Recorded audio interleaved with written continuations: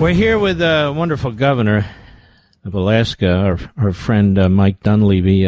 Governor, unfortunately, a lot of things that go in Alaska don't make their way to the continental United States where you were born.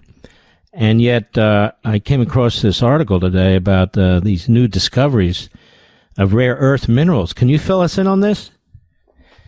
Oh, yeah, we got a lot going on up here, Mark. Thanks for the time. So the article that came up by Charlie Christ really highlighted what's happening up in Alaska, specifically in our Graphite 1 find. A large graphite deposit will last over 100 years and is the largest find in North America. And you got to keep in mind that graphite is something we rely on from China. So this graphite find is truly amazing for the country. And it's in the process of getting investors and beginning development. But what they also found along with it, and this happens sometimes in large finds like this, are well, before we go on, what is graphite for? Do you happen to know? I could Google it, but I don't really know. Applications. All kinds of applications. Low-grade graphite is used in your pencils. We used to call that lead. That's graphite. They use graphite for all kinds of electrical devices as well as nuclear plants. So it's across the spectrum. It's very critical. It deals with heat in a certain way.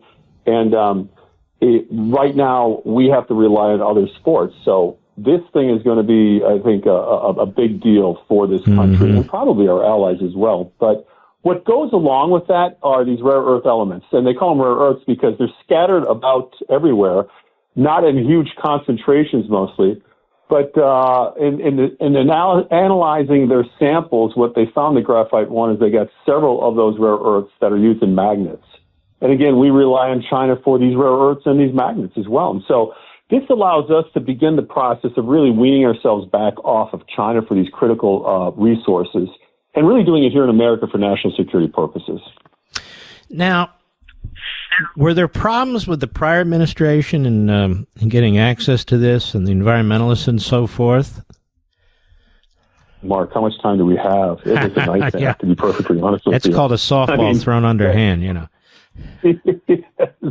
So I'll give you an example of how bad it was, and I'm not exaggerating this. So Senator Dan Sullivan put together what we refer to as the sanction list, and it was actions by the Biden administration solely against Alaska.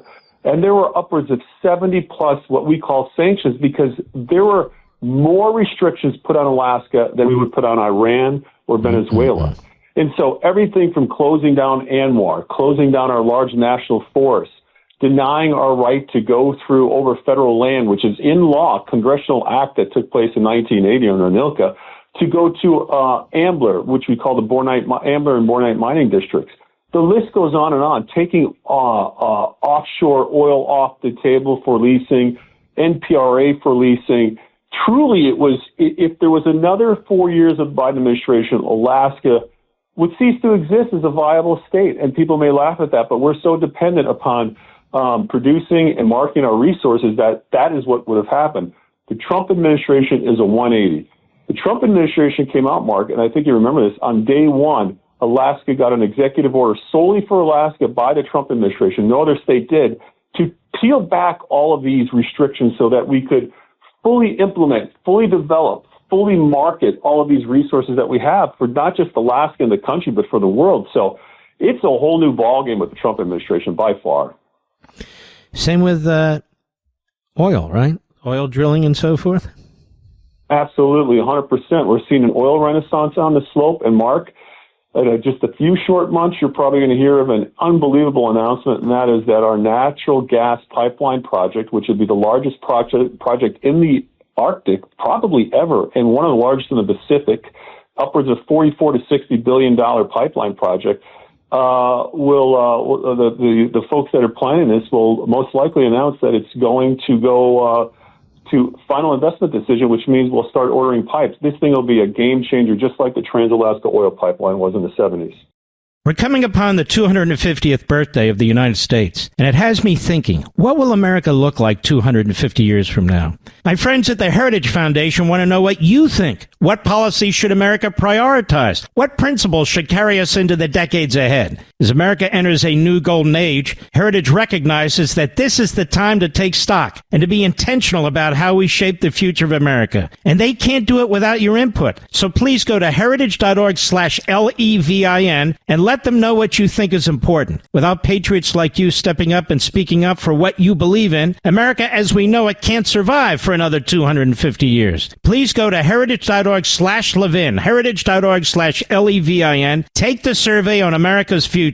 This survey takes less than 10 minutes to complete, but it is critical for making sure that the America we pass on to future generations is an America we're proud of. Go to heritage.org/Levin today. That's heritage.org/LEVIN. Paid for by the Heritage Foundation.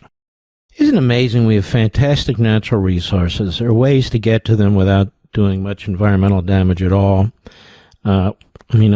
The consensus now is climate change was phony. People don't even talk about it anymore. And yet, with the switch of an administration, we're now gaining access to these things, and I fear if they switch back, they'll be blocking them again. Aren't you running for something? You're running for something else, aren't you? Well, there's rumors that I'm running for a whole bunch of things, Mark, but I do want to. Well, we're just hoping you take out Murkowski, that's all. But go ahead.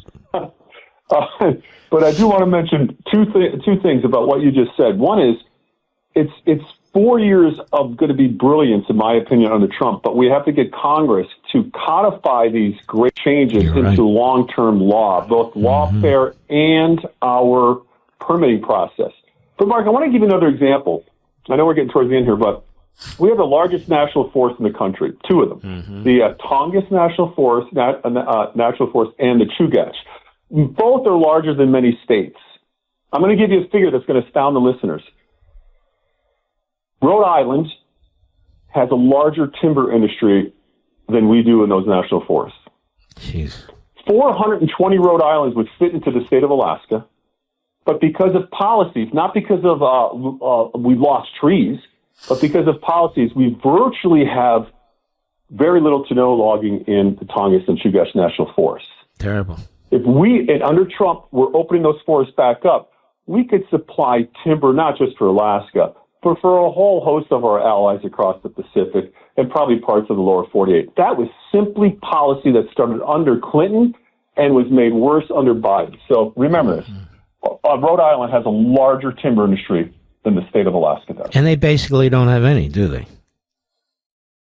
We only produce about maybe $100 million worth of timber. They produce somewhere in the neighborhood of $700 million worth of timber. And so the point of this is what policy can do to you, not a lack of resource. We have no lack of resource in Alaska. Oil, gold, silver, gas, timber, fish, you name it. If we're just allowed to develop them, and that's what's happening under the Trump administration, and that's what was killed under Biden. Administrations and elections matter. Yeah, you're going to find really that out in New York City here shortly too, Mark. Yeah, no, you're right. Now remind everyone where you're originally from. Small town, Scranton, Pennsylvania. Some say I'm the other guy, but it was a coal mining town, anthracite coal. We heated with coal when we were kids. It's a fantastic, Pennsylvania's a fantastic state. But again, Alaska is your resource treasure for this entire country. And that's why it was purchased in 1867 for its resources. Thank God it was. But it was considered a Seward's folly, as I recall, no? Well, that's what they tried to do. That's what they tried to say back then. But, Mark, if you could purchase Alaska today for $7.2 million, and that's all we paid for it, probably the greatest real estate deal there is. If you could get it for $1 trillion, it'd be a great deal. Governor, thank you so much. We really appreciate having you on, and this is very exciting. We're going to keep an eye on it. God bless you, my friend. Thanks, Mark, and keep up the good work. Thank you. Bye. Thank you. That's Governor Mike Dunleavy. He's a good guy.